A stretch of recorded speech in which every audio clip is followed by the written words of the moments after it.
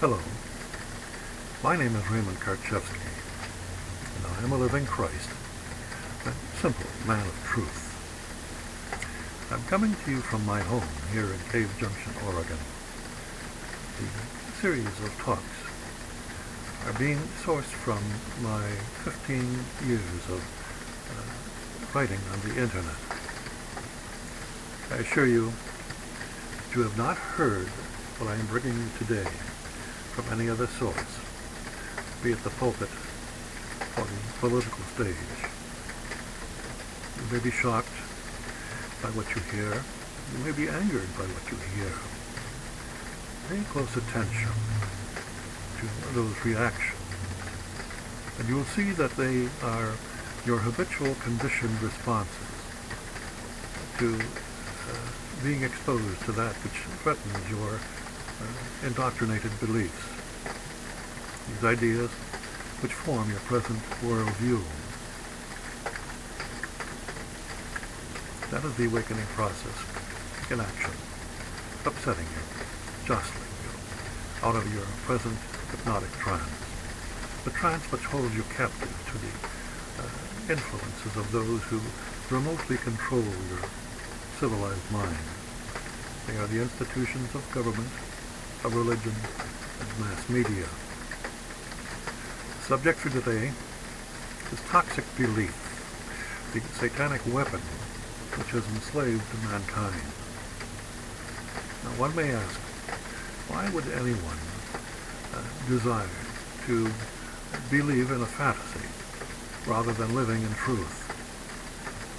Belief is an illusion. It is the lazy man's truth. It is a function of intellectual cogitation and conclusion. Such superficial cogitation and conclusions are satanically based in that they can only be accessed and experienced in the time-bound after-moment realm of a dualistic, opposing, linear conditioned intellect. Thought is a fragment and partial reflection of holistic truth. The thought of love, of truth, is not love, not truth. It is the counterfeit image which seduces one away from the holistic divine awareness, which is love, which is truth. Thought is the satanic instrument which has caused man to fall from grace, to descend from his God-given state of holistic awareness into the depths of a satanically ruled intellect. For thought is based in dualistic interaction of self-assertion and self-doubt, fueled by a conflicting energy which engages in never-ending war with itself and with others. Such descent into intellectualism manifests itself as power, confusion, exploitation, the illusion of wealth and poverty, argument, manipulation of human interaction, and eternal conflict.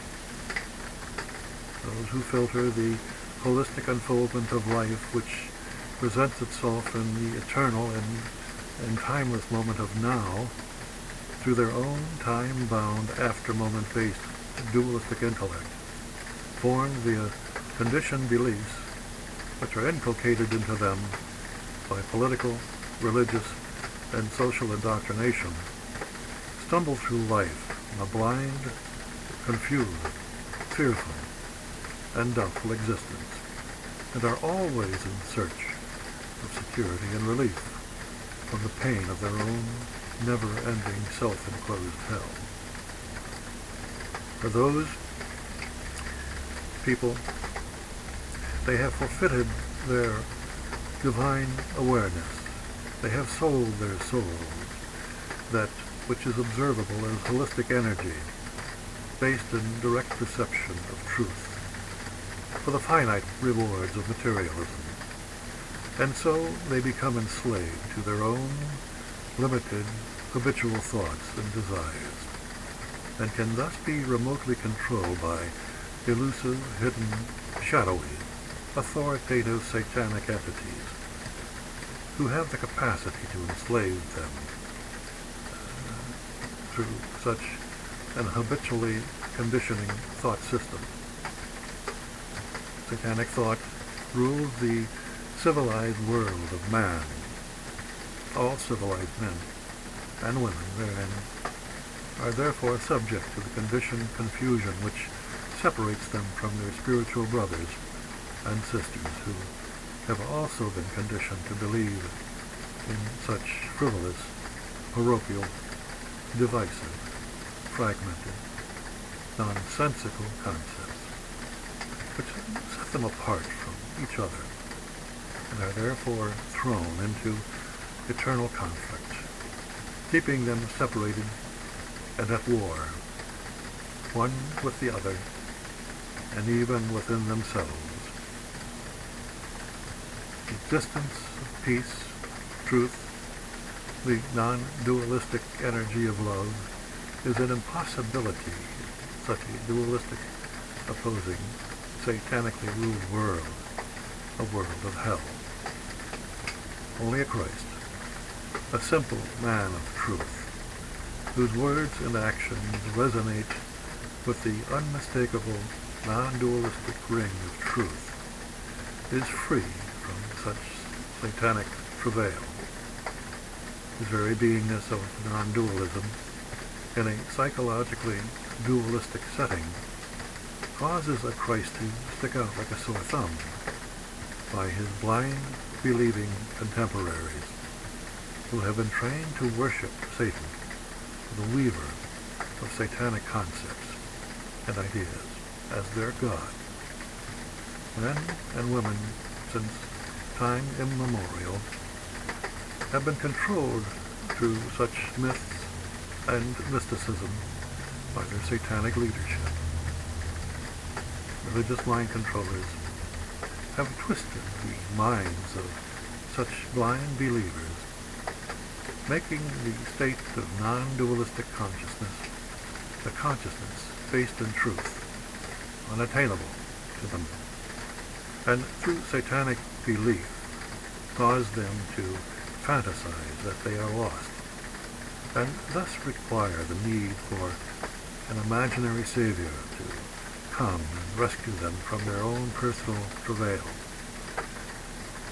These blind believers have been made to doubt themselves, and so they believe the direct perception of truth is reserved to be the sole property of one man, a mythical Christ, the Son of God, a psychological icon, a symbol of spirituality, a point of worship, a mind-controlling trigger to be used for mass behavior modification.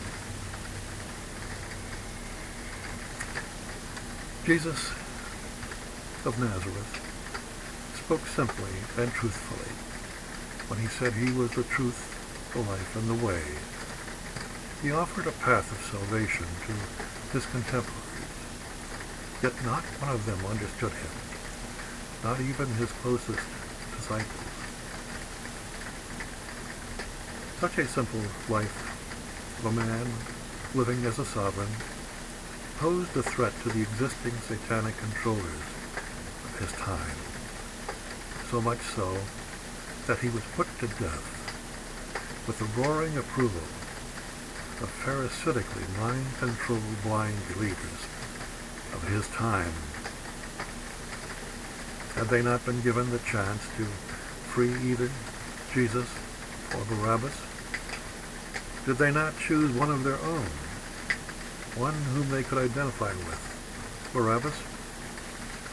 To all who have the eyes to see and the ears to hear, do you not see that it comes as no surprise to see how and why free men and women are so easily transformed into obedient, security-minded, herd-following sheeple?